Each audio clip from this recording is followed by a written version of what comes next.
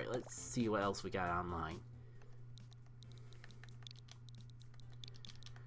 Maybe I'll just get duplicates of all the levels I was planning on making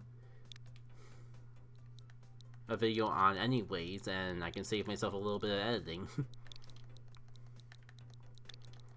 But I would like to actually play some new fresh levels as well. Half the reason why I started doing this sort of thing anyways. Alright. No idea what that says, so no idea what it is.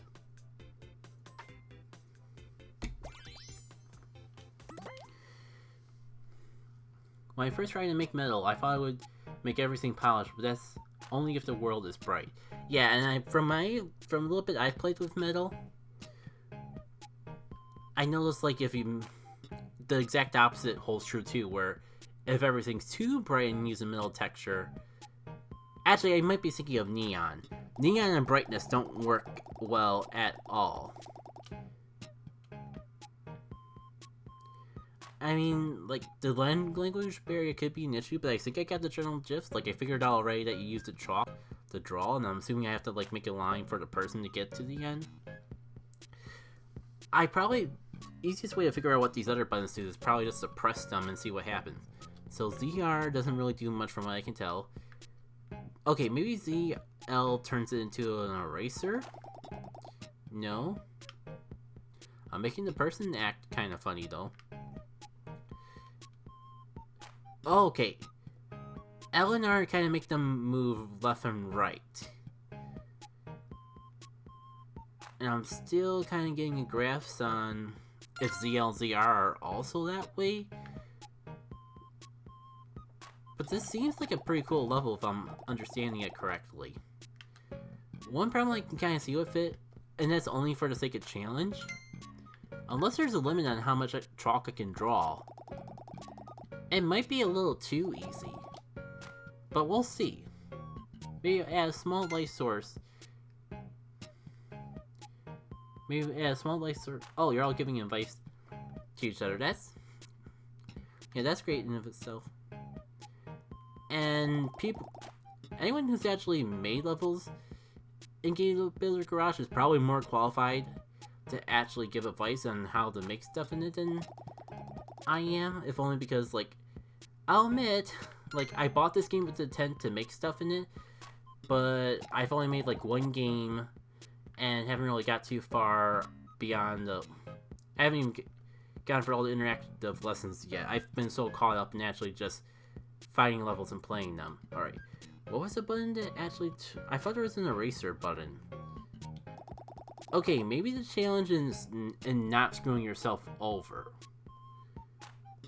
Because mission accomplished, I screwed myself over getting that last coin, I think.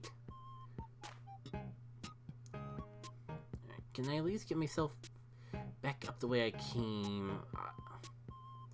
I don't want to have to reset completely, but I'm not quite sure what else I can do. Maybe like taps will... There we go. I mean, at least, hypothetically, I'll be at least... Oh, it starts me from the very beginning. But at least I don't have to do a manual reset. Alright. I gotta be a little more careful with my stairways, otherwise I might have a hard time actually getting to the end in later levels. But I think I got the general gist of how to play this game now. I have to be... I think part of it is, like... I think trying to be safe kind of actually backfired on me.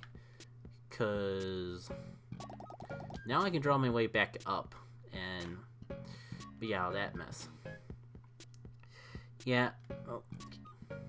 A little bit more, little dude. Or doodah. A little bit more, my friend, and you can make it to the end. Most of these games I like putting... Mostly I like making games and putting lore into them. Yeah, that's a fun way to approach it. I can't really... I'm trying to, like, find examples to relate, but most of the time, like, I just spend, when it comes to making games, I spend most of my time just on the sketch, just, like, sketching out characters and ideas, and then taking those,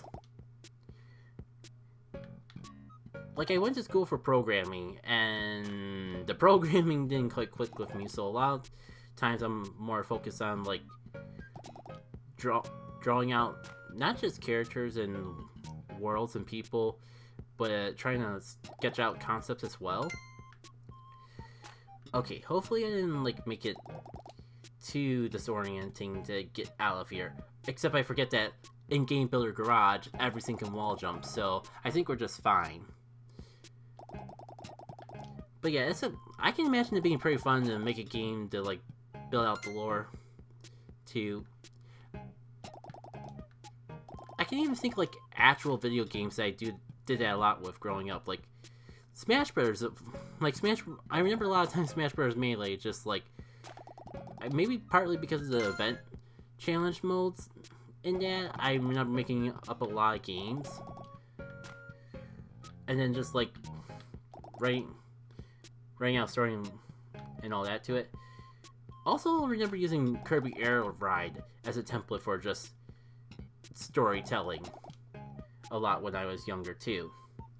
And I guess, especially the free ride mode, it just kind of works out that way with just how much freedom they actually give you with working with it.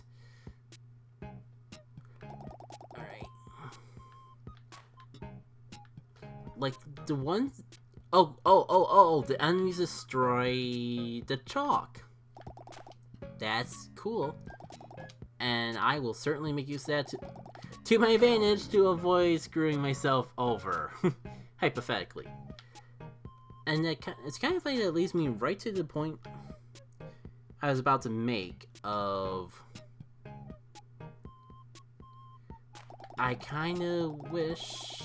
The only downside is that I wish there was checkpoints in the levels, so I didn't have to start over from the very beginning. But I feel like that's a common criticism I run into with Game Builder Garage stuff in general, because the engine doesn't come with a default game builder, or it doesn't come with a default checkpoint system built in. So if the option is there, you have to really go out of your way and know the engine to actually make the checkpoints for those games. And a lot of other people that just want to make the stuff without investing into that sort of thing are kind of out of luck. My games are pretty long, you have to download a lot of it.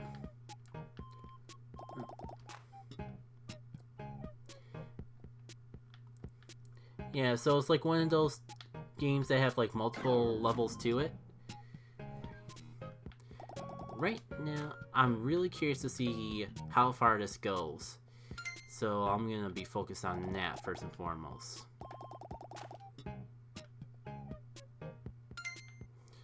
Alright.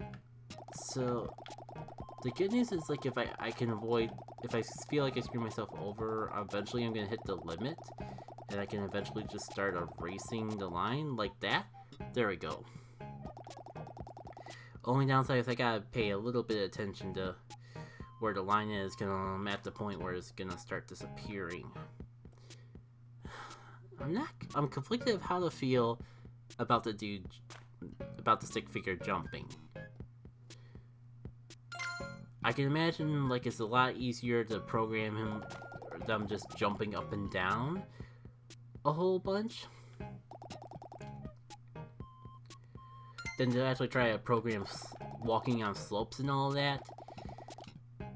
But it's weird and a little bit disorienting. How did I not die from that? Oof. And on the tangent of possibly screwing myself over, I guess, like, the jumping helps in a scenario like that too, if you're paying attention enough. There's gotta be at least a couple more new ones on here somewhere. This looks like just a clone of Super Mario Brothers, but it's something I haven't played yet on stream or offline. So we're gonna run with it.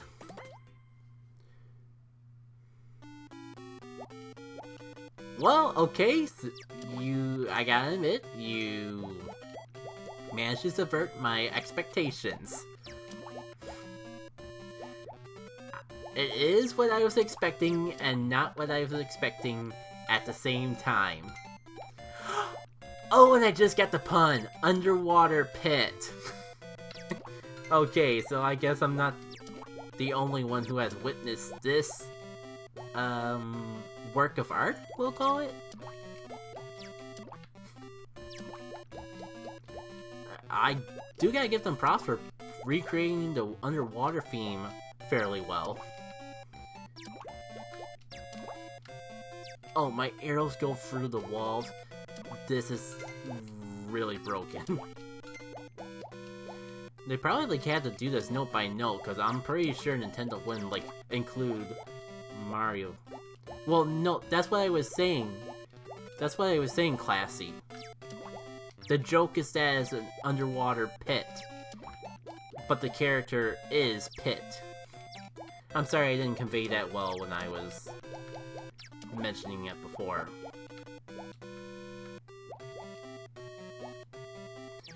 The controls are a bit stiff. You really have to actually play it to see for yourself. I walk just fine, but trying to jump and move at the same time, it gets a little tricky. Yeah. Pit from Kid Icarus. I have seen a playthrough of Kid Icarus Uprising, so I am, between that and Smash Brothers, I am familiar with the character of Pit. He's a pretty fun character, from what I recall. The writing in Uprising is really good. I mean, it's writing in the same sense of Sonic Colors. Though now that I actually say that out loud, if I had to compare the two, I guess I would kind of say that Kid Icarus Uprising has a lot more fun with the writing in that style. Underwater levels were never the best. Fair. Alright. So I don't know if it all restarts, but we got all the coins, so good. I was a little worried that we were just gonna keep getting the same levels over and over.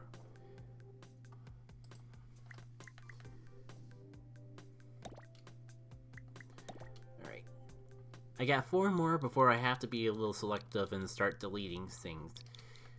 Which is fine, depending on how long we keep bouncing between levels and levels. It might take that long to actually... It might take long enough to get 4 levels there. Lost. You know what? I've played this off screen already, but I probably wouldn't showcase it on a archive video. So I'll just show it off real quick. It's harmless enough, but I don't fully understand it. Is it enough you're just a little kid walking around? Well, okay. Take care, Glassy. Or Classy. Have a good night. Oh, wow. Of course. I was gonna say, of course, now I move through there flawlessly. But yeah. I think it's a level where the whole gimmick is you touch anything outside the white area and you explode. It's never explained why you explode. Maybe there's something in the kanji that explains why. Oh, there was a run button this whole time. Well, that makes things a slight bit bearable. I recall this is white, but it doesn't count. Okay. Yeah. So, it is true. Anywhere in the white line, you could walk on just fine. I assume that... Wait. Excuse me. Alright. So, white is fine. Black and you die. Oh. Which includes cars. You know, I think I actually want to play this now. Maybe, I can't tell if the collision detection is just better, or I'm just actually able to actually do the controls. Whatever the case may be, I feel like there's just something that feels better. Feels like this run's going better than before. No, I lost momentum. So I don't know if there's any end goal, but I'm going to see if I can at least cross the street and go from there. Because And there's like platforms back there. It seems like you can like keep going for a long enough period of time. Oh, and the momentum got me again.